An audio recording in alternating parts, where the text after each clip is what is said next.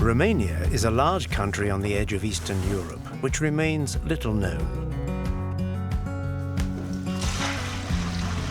Amid glorious landscapes, its inhabitants have preserved their culture and their traditions.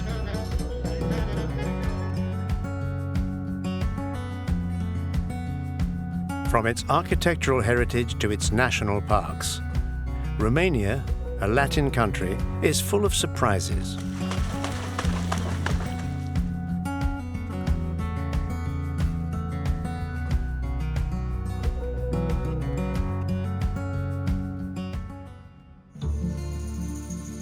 Romania is one of the biggest and most populated countries in Europe. Our visit starts in Transylvania, more specifically a region in the north of the country along the Ukrainian border, the Maramureș. Breb is a peasant village at the foot of the Gutai chain of small mountains. It has long remained off the beaten tourist track. The farms have vast courtyards that also serve as living areas in times of good weather. The grandmother of the house is engrossed in her work of repairing a traditional rug. Some of her neighbors have transformed their homes into guest houses. They have tried to conserve the regional style of furniture and decoration as much as possible, where wood is obviously dominant. The interiors are warm and bring comfort to the inhabitants during the harsh winters.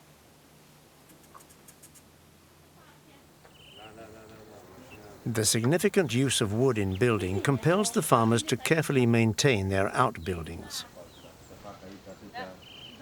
The wealth of a household is in keeping with the refinement of its front gate. The doorway is a sign of being a member of the nobility, a marker that indicates that a prosperous family lives in the house behind it.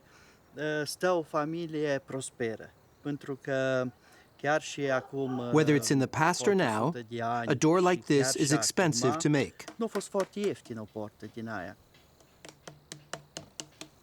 The appeal of these gates is such that Petric's order book is full for the next few months. In the past, the doors were quite similar. As a rule, they were smaller,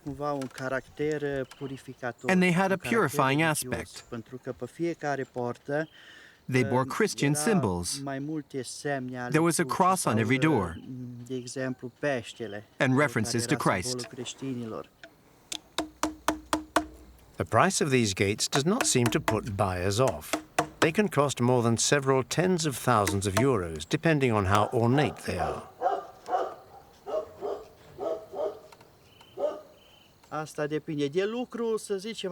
Creating a modest-sized gate, 4 meters high by 7 meters wide, requires about 50 days' labor and the work of 3 people.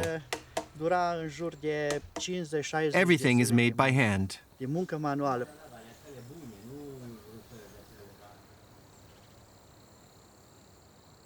These old gates are easy to recognize with their wood weathered by the elements.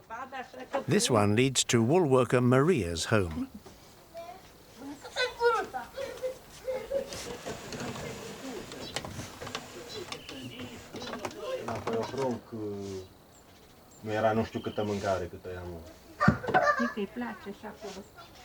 There is no shortage of sheep to provide good quality wool, but the job of weaving is on its last legs.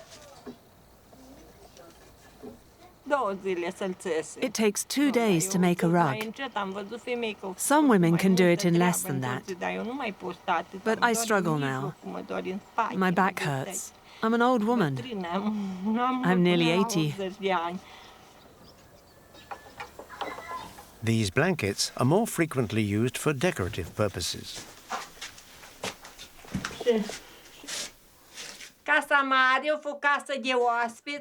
The biggest room in the house was reserved for visitors in those days. The elderly slept in the other rooms, but the old-timers built beautiful houses. God forgive them.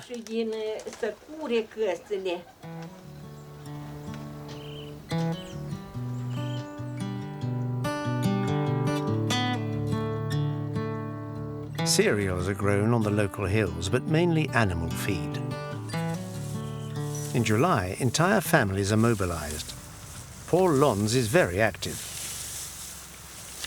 The harvest is stored in large round bales so they can be preserved for more than 2 years. The first harvest is made for the animals. It's hay. Și pe urmă, a doilea dacă se va face o tavă.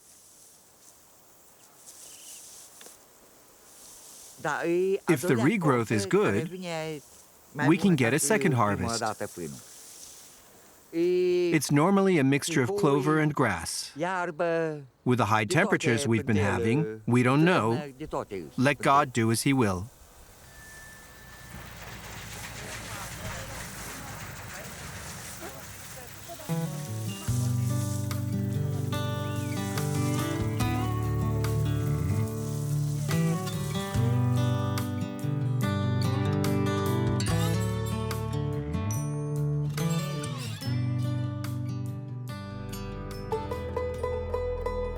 In the nearby village of Hoteni is the SF Arhangeli Church, which dates from 1790. It's a narrow wooden building, characteristic of Maramureș architecture. It is unusual in that it alternately accommodates Orthodox and Catholic priests.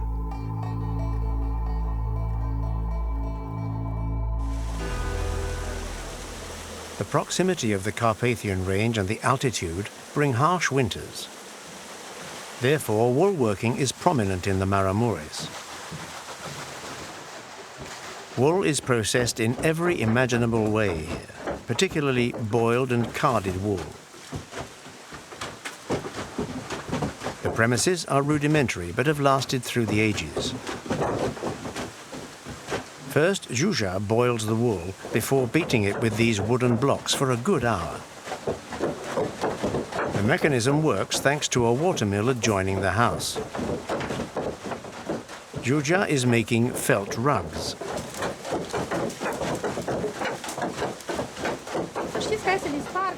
It's no longer viable to make carpets like this.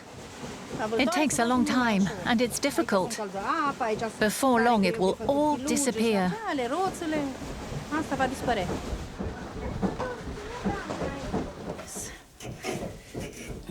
Juja also carries on spinning wool and weaving traditional jackets. She is conscious that she cannot make a living out of this, but is keen to perpetuate the tradition.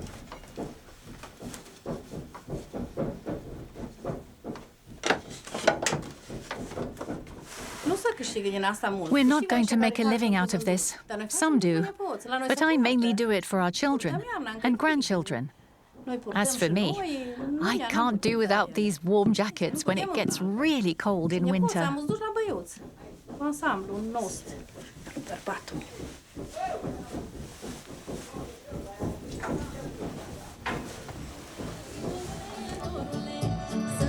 On the other side of the village, a wedding celebration is underway.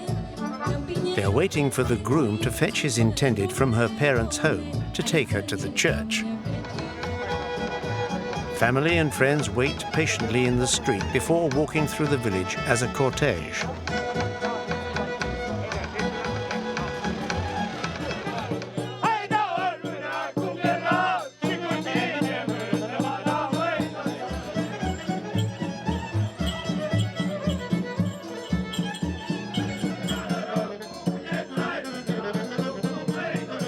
After the religious ceremony, it's time for the banquet, where the tweaker flows freely. This plum brandy is very popular in the Maramureș.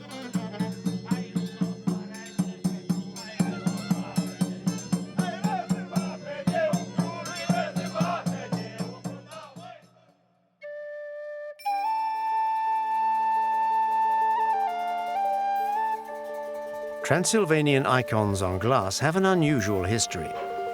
Disdained by townspeople, they were for a long time treasured by peasants. But in the last few decades, they also turned their backs on them. They are now popular with urban intellectuals and artists. Ioan Borlean is an expert in the craft. It's a very special painting technique that belongs to Transylvania and the Maramureș. It has existed for over 300 years. It was a time when workshops started to appear in Transylvania that used glass, making use of its qualities, like transparency, and made it a very precious object.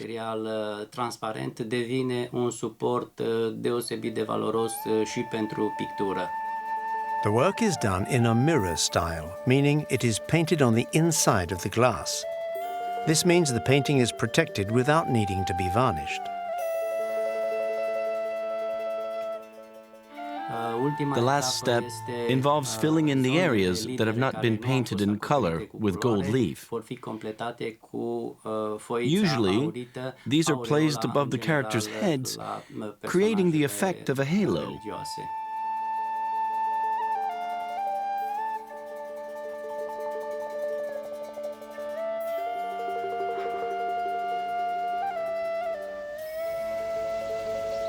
In the neighboring Mara Valley, the St. Parascheva Church is one of the 8 wooden churches that are listed as UNESCO World Heritage Sites.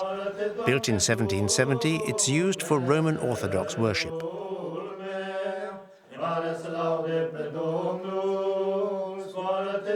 The priest and the deacon leave the sanctuary carrying the book of the Gospel. This is followed by an epistle reading, and then the deacon sings the Gospel. The service ends with a sermon and prayer.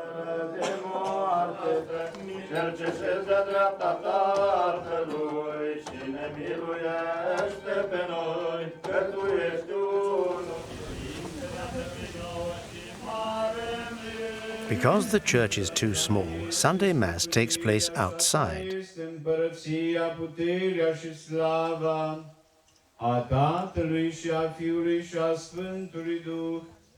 Acum și pururea și în vecii vecilor. Și acum și pururea și în vecii vecilor. Amin. Unule născut, Fiule și cuvântul lui Dumnezeu, cel ce ești fără de moarte, și acum și pururea. The Maramureș is a land of monasteries. Sometimes they perch high up in the countryside, away from the major centers of communication. They sit in remote, almost inaccessible places to welcome meditators seeking silence. The Barsana monastery is popular due to its having been built around a 15th century structure. A convent soon appeared next to it.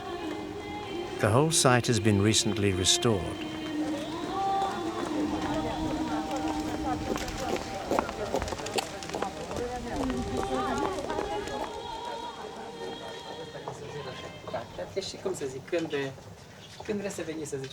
The soil here has long provided high-quality clay for the local potters. The Tănase family have been potters for generations. Borna mainly produces everyday objects for the kitchen and dinner table, although this does not stop him producing more ornate pieces for the few passing tourists.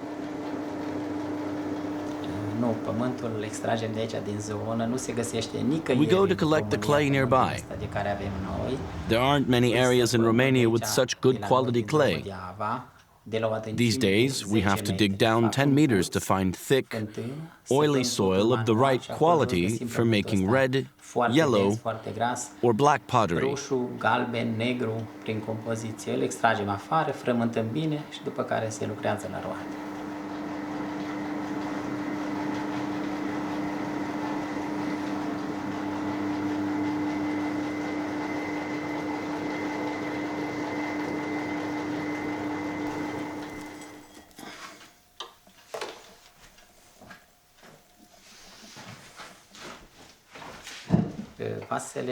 The pottery I produce is part of my grandparents' heritage.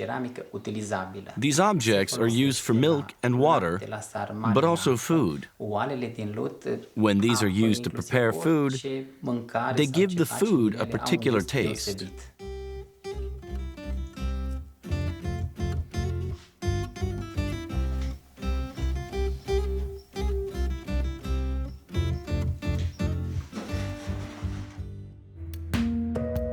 Still in Transylvania, we head to a region that was colonized by the Saxons 1,000 years ago. It's characterized by its many medieval villages and fortified churches. The historic center of Sighisoara is a UNESCO World Heritage Site.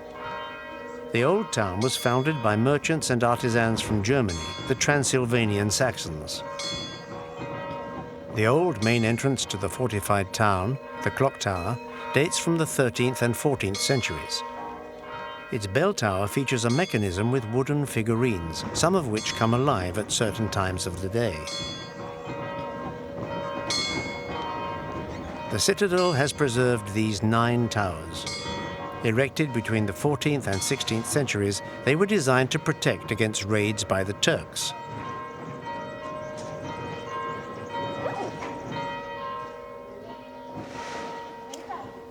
The church on the hill was built at an altitude of 420 meters and can be reached via the 172 steps of a staircase dating from the 17th century. Behind the church are the resting places of illustrious German dignitaries, recalling the city's golden age in the 16th and 17th centuries.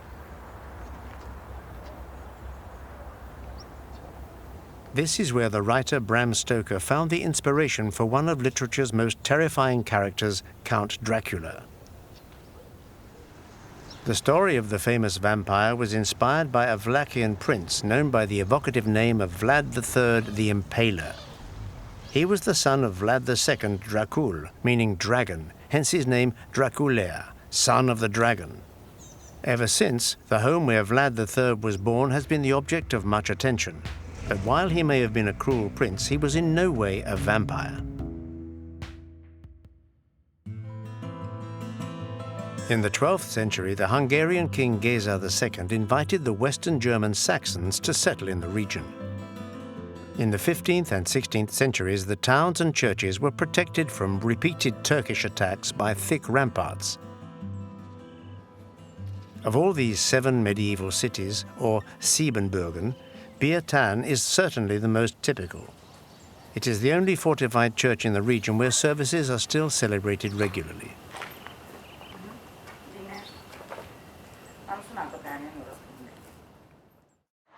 In the Middle Ages, the Roma, or Gypsies, migrated to Europe from India. It is thought that there are now about 700,000 in the country. Despite being significantly ostracized, they are particularly renowned for the quality of their brasswork. Their homes, like Victor Clopotor's, are often built to the same design around a huge courtyard. We have a lot of customers who are interested in what we make, whether it's tableware, kitchen utensils, or even stills for making tuica, our brandy. The materials we use are healthy and even rid the body of toxins.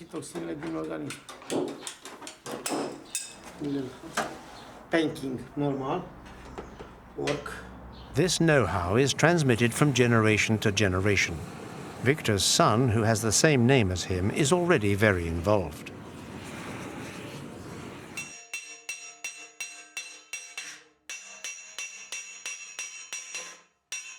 The food quality copper they use is imported from Nuremberg in Germany.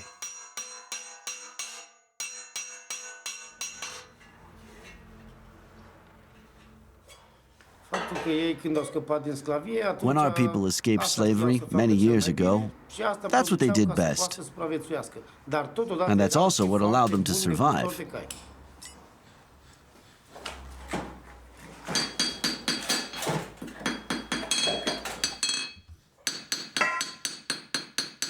Victor also makes jewelry. His proudest moment was when he won a competition organized by a big American design company. Using his precise skills, he creates all manner of highly valuable silverware.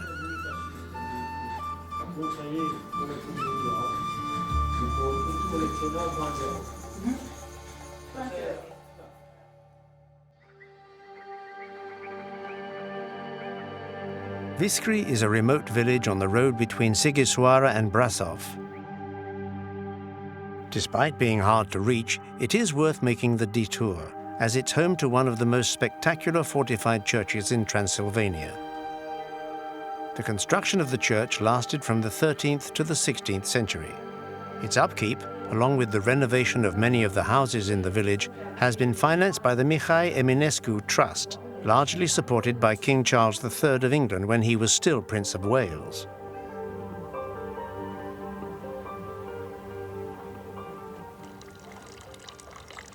The main street has many fine traditional Saxon houses, some of which have been converted into guest houses.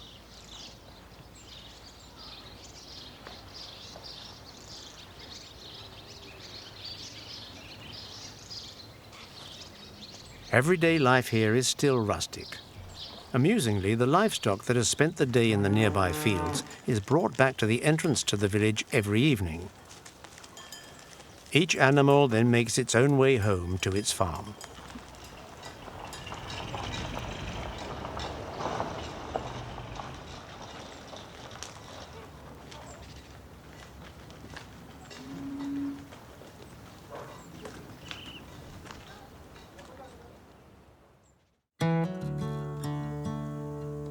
Just like everywhere else, despite the beauty of the Saxon countryside, the lure of the city is separating families.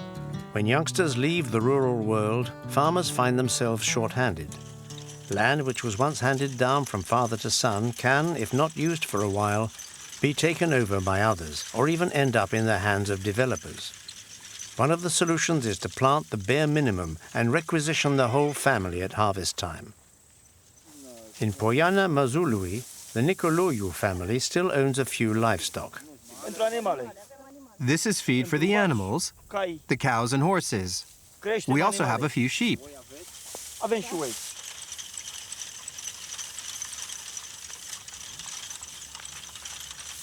We work very hard. It's for our kids, my wife. And what can I tell you? It really would be a shame to have to leave our land.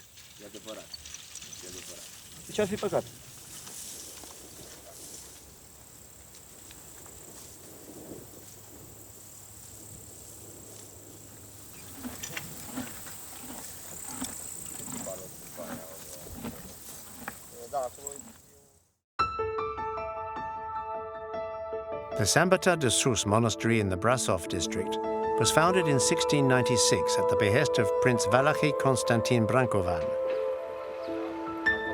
The Orthodox Church was completed in 1707.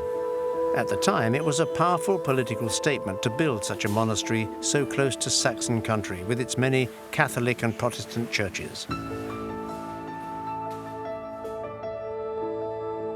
Monasteries have always played a vital role in a region's politics, economy, and cultural history. The Cistercian Abbey of Carta, built in 1205, is proof of this. It introduced and developed Gothic architecture and Burgundy grape varieties to medieval Transylvania. It's the most westerly medieval Cistercian abbey in Europe and has known a turbulent history.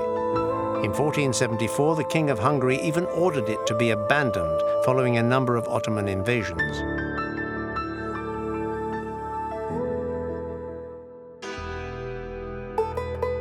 Romania even has several mountain ranges, including the Făgăraș Mountains, which overlook the Saxon countryside. The change in the landscape is radical. A majestic waterfall at an altitude of nearly 1,200 meters sets the tone.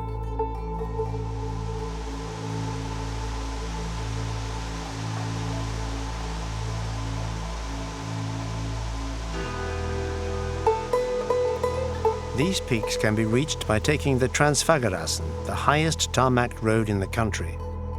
With its unique scenery, it's considered by car enthusiasts to be one of the finest roads in Europe. At the top, Lake Balia glistens among the rocks at an altitude of 2,000 meters. All around, the sheer slopes of the circus bring joy to skiers in the know. In summer, the area is taken over by vast herds of sheep.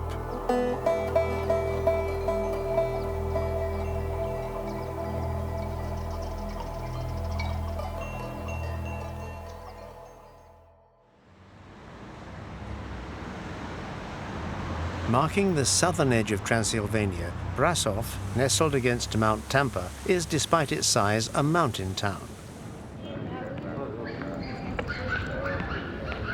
Founded in the early 13th century by Teutonic Knights, it later became a German merchant colony called Kronstadt. This merchant middle class turned Brașov into a commercial hub at the doors of the Greek, then Turkish East, and the neighboring Romanian Principality of Wallachia.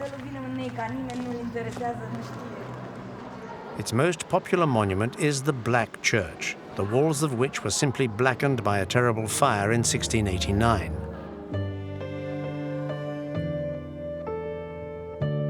It was in Brașov in 1987 that the first demonstrations took place that led to the fall of the Ceausescu regime.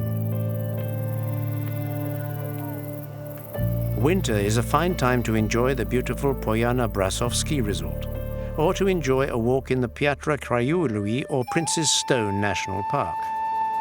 Several magnificent valleys go from the Bursa River, like this rift that leads to the Piatra Craiului mountain range. In the summer, herds invade the valley pastures such as Groapele.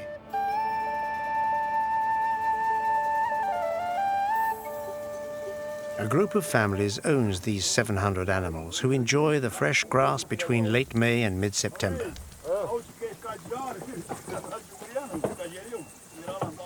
The day's major operation is milking the herd, which starts at 4 p.m. on the dot. It's a physically demanding task and takes 3 of them to control the feisty Carpathian ewes, an ancient and vigorous breed.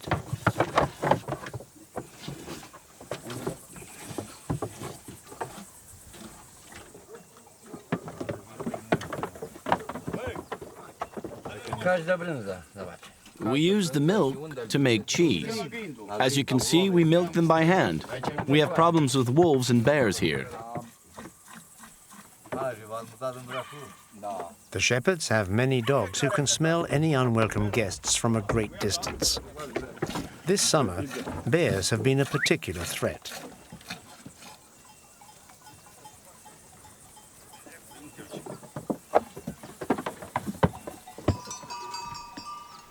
"15 large hounds watch over the herd.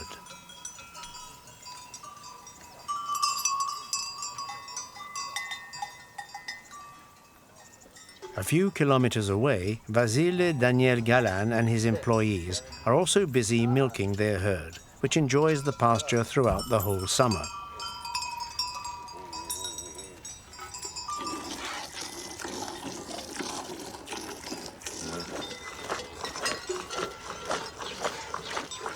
Farmer Vasile produces a locally renowned cheese called Burduf.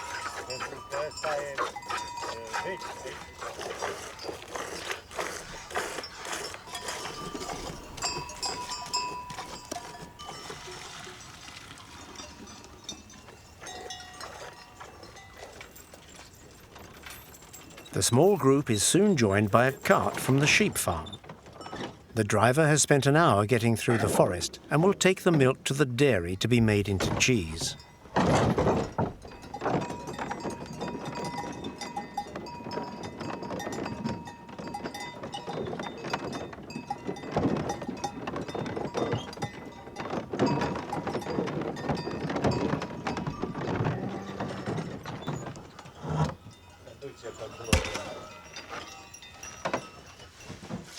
The milk is immediately poured into large copper kettles.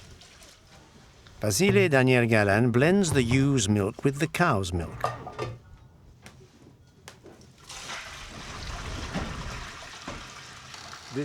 We spend 4 months in the mountains with the cows, between May and September.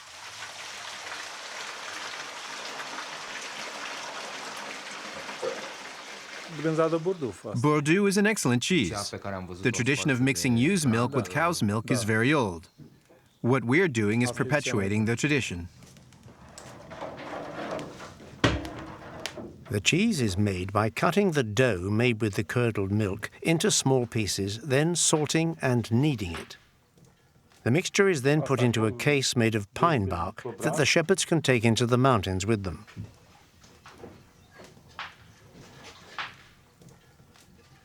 I haven't changed anything about this recipe. It's exactly the same as I was taught to make it. People like it because there aren't many of us still making it this way.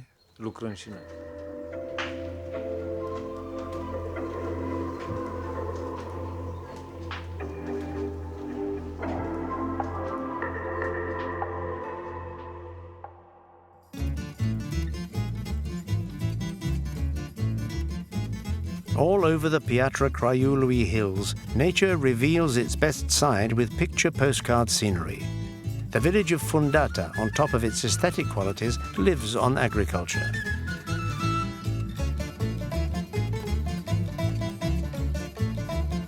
In mid-July, the days are long enough for the Stoians to bring in the feed before any potential storms. Everyone does their bit, from grandma to the old car that serves as a tractor.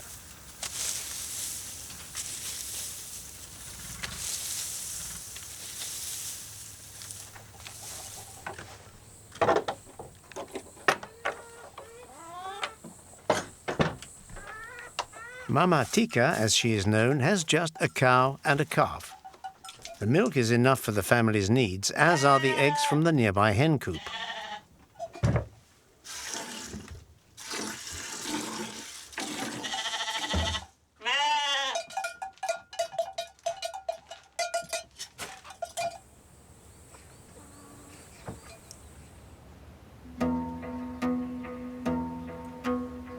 Mama Tika has a rather sinister neighbour.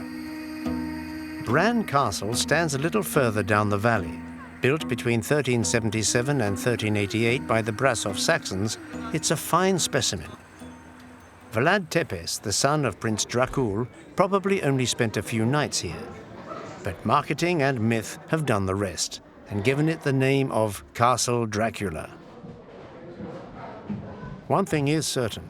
The castle still belongs to the Habsburgs, and Queen Mary of Romania lived here for several years from 1920. She brought with her a significant amount of very high-quality Western European furniture. The castle has been open to the public since 1957 and is always full of visitors.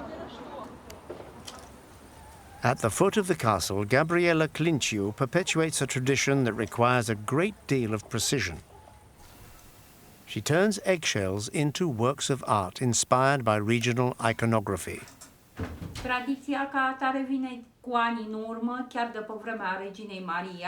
It's a tradition that dates from the time of Queen Marie. It has been perpetuated by the women of the village. I learned it from my mother. In those days, my grandmother would take us to the market. On Holy Thursday, she would give these painted eggs as gifts to the notables of the town. It's a delicate operation. Having pierced and emptied the contents of the egg, Gabriela paints on the outlines of the motifs in warm beeswax. She then dips them in different colored baths, and the wax frames the images to perfection. Ca și modele autentice din zona Bran specifice zonei de munte, I took inspiration from the mountains. cu fluierul și There's a shepherd with his flute, ciobanul ce cântă la a sheep, fluier, cârligul ciobanului, fir trees, the path where the sheep Am walk. scris pe o urcând pe cărare lăsai turme de mioare. These geometric patterns also turn up on our carpets. Geometrice, care le găsim și They're part pe of our cuvoarele traditions. țesute.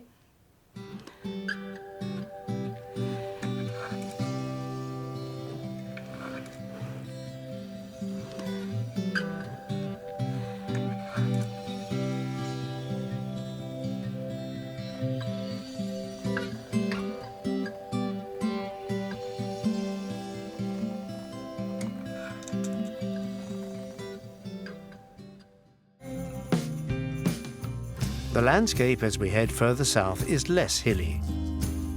The immense lake Vidraru was created by the building of the dam that shares its name. 166 meters high and 305 meters long, it was the fifth biggest dam in Europe when it was put into service in 1966. Not far from the dam, the many bears that populate the forest are sometimes rejected by their peers and then come and beg for food at the side of the road.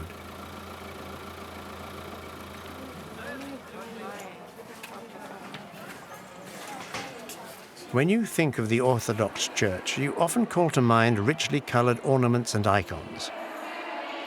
The Courtyard de Arges monastery behind its Byzantine-style facade is a perfect example of this. The original Venetian frescoes and mosaics were damaged by an earthquake. The monastery now houses predominantly golden paintings by the late 19th century French architect André Lecomte du Nouy.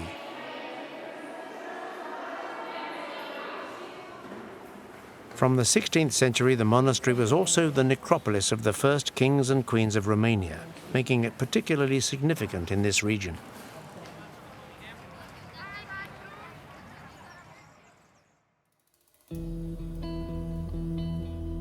Let us now head east to one of the most iconic rivers in Eastern Europe. The Danube flows through Europe for 2,800 kilometers before reaching Romania and the Black Sea. After Tulcea, the delta splits into several branches. The Sulina branch has been adapted to allow the passage of cargo and passenger boats. The river is in fact the only way to reach the delta's various villages. There are twice daily ferries that take the locals to do their shopping in Tulcea. The boats also transport everything a village could need, from domestic appliances to building materials. Emergency vehicles and ambulances are replaced by speedboats.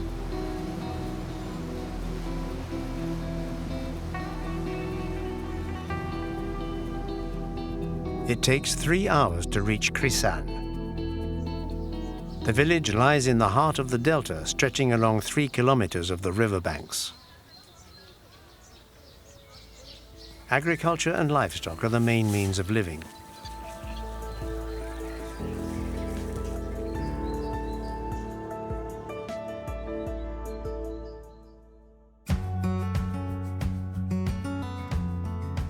Crișan, more than anywhere else, gives an idea of the vastness of the delta's 4,178 square kilometers of marshland.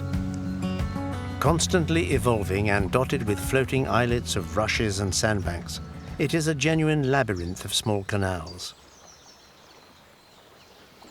This protected world is home to 300 bird and 160 fish species, the only biodiversity of its kind in Europe.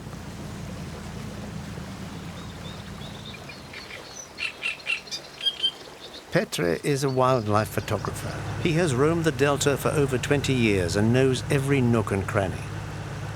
The delta has a good ecological pedigree. We have a huge number of living species, whether that's birds, insects, or animals. There's a good equilibrium.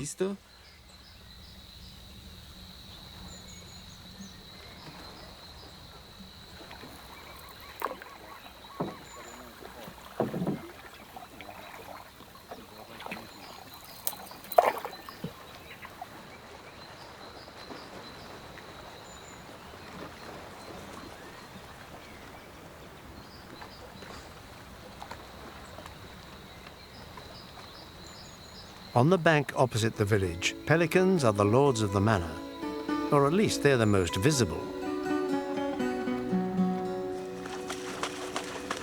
2 of the 8 known species of pelican, the Dalmatian and the white, live in the delta. It's the biggest pelican colony in Europe, estimated to be more or less 2,500 pairs. They arrive at the beginning of spring and leave again in late summer or early autumn to spend the winter in the Nile Delta or other African or Middle Eastern deltas.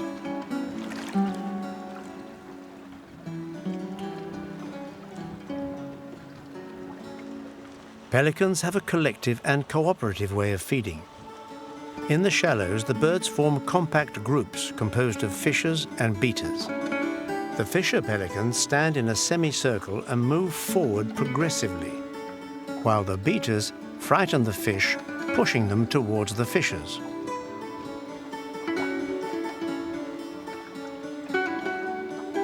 Human fishing rights, meanwhile, are regulated and monitored.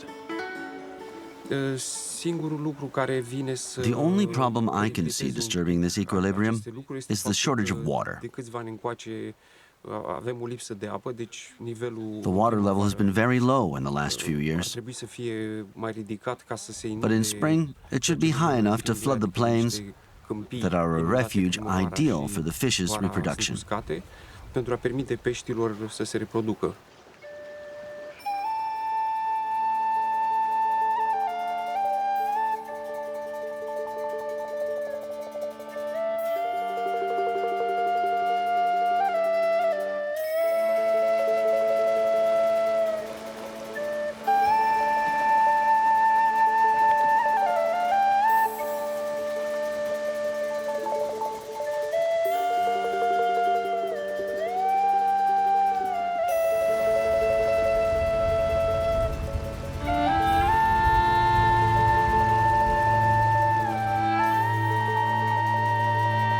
On the other side of this branch of the river where the village of Pelicans sits, the bigger lakes are ideal for fishing enthusiasts.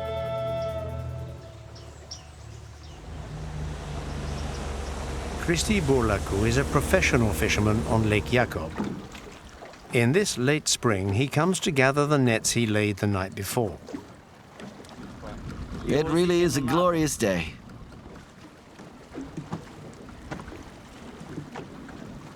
I catch a variety of species: Crucian carp, catfish, carp.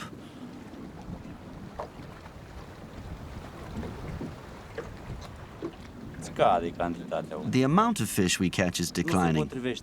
Every year is different.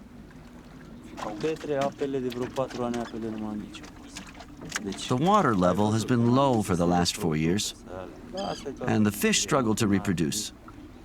There's a particular shortage of water of the floodplains where the fish come to spawn.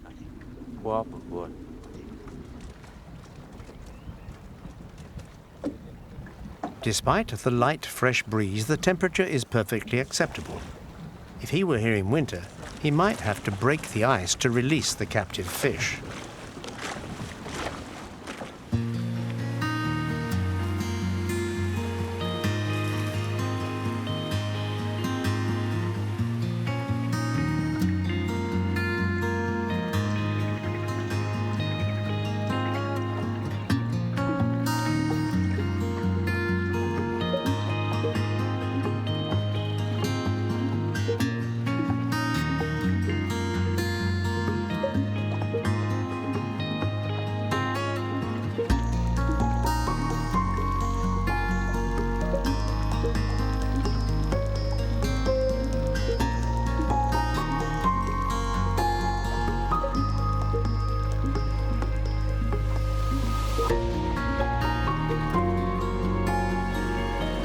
The delta is home to the world's biggest surface area of rushes. Depending on the wind, they create small islands that sometimes grow to a significant size. Everything is in perpetual motion.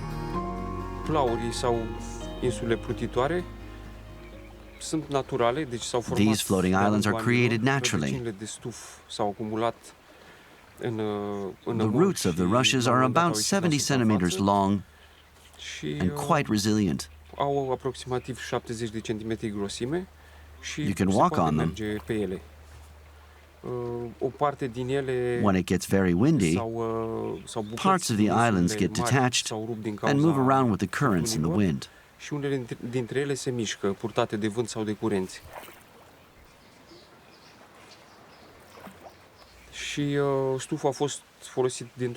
Here in the Delta, we've always used reeds. We work them traditionally. One thing we use them for is to make roofs for houses. That had sort of disappeared in the 80s, but I've noticed that it's making a comeback lately. People are using it more and more for roofs and fences. Să facă aceste acoperișuri și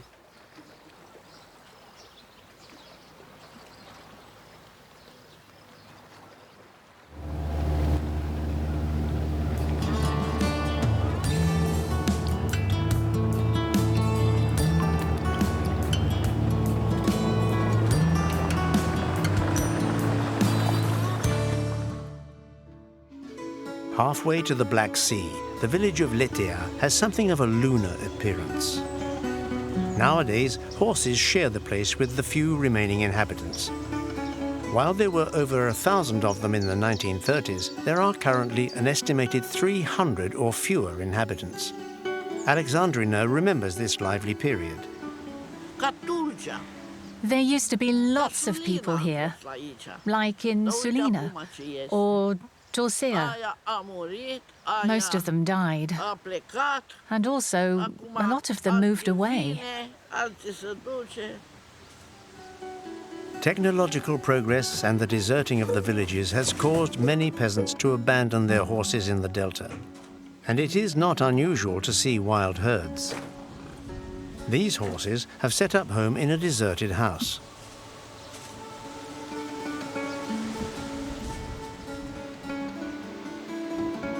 The 2,800-hectare primal forest that includes several spectacular oaks has been classified as a biosphere reserve. Just a few decades ago, it was usually flooded in winter or spring after heavy rains. This has clearly not been the case for quite some time.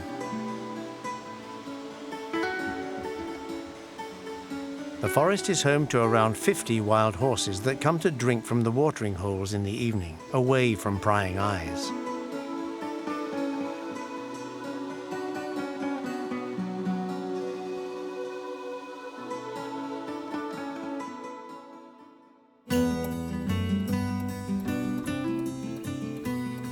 The small town of Sulina marks the mouth of part of the Danube where it flows into the Black Sea. It's the most easterly point in Romania.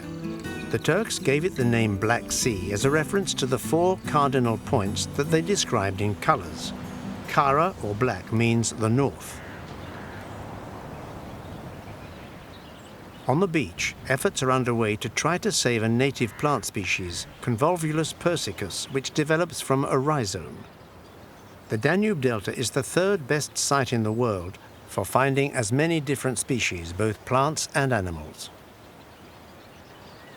The biggest community in Sulina has always been the Greeks, owing to their historic presence around the Black Sea and the prevalence of their ship owners in the worlds of maritime trade and commerce. The picturesque cemetery bears witness to the dominant presence of the Greeks. The architecture of many houses is a reminder of their Hellenic origins, some of them bearing the scars of their long history. The Greek Orthodox churches are currently being renovated. They too bear vibrant witness to the past.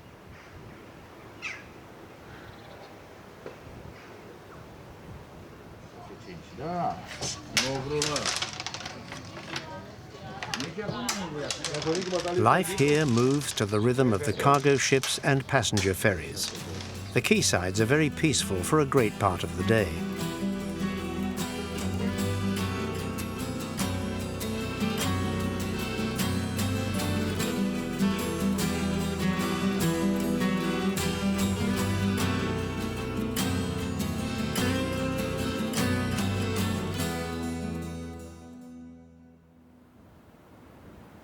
The Black Sea coasts have always been strategically important. They've been subjected to military conquests during numerous invasions. The Enisala fortress in the south of the delta is one of the last medieval constructions in the region still standing. Historians disagree about who built this 14th century citadel. Some believe it to be the work of the Genoese. Others believe it is Byzantine.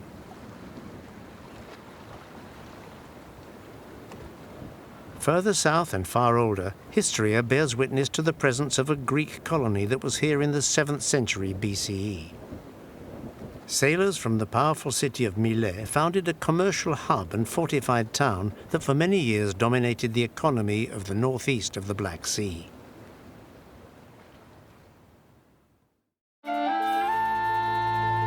The capital, Bucharest, has become vast.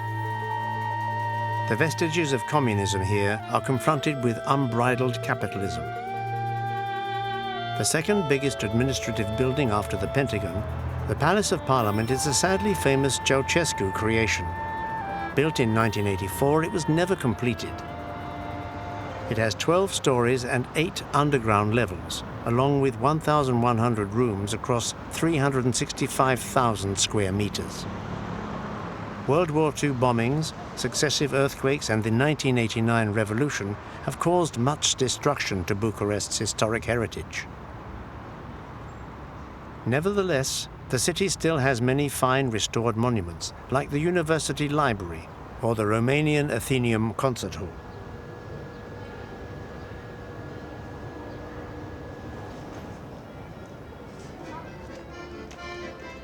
The old town has an obvious charm.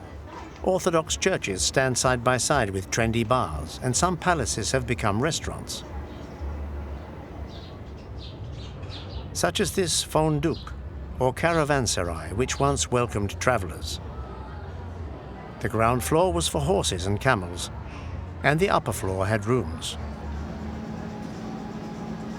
As the day ends, the historic center, known as the Old Center, starts to buzz with joy and energy.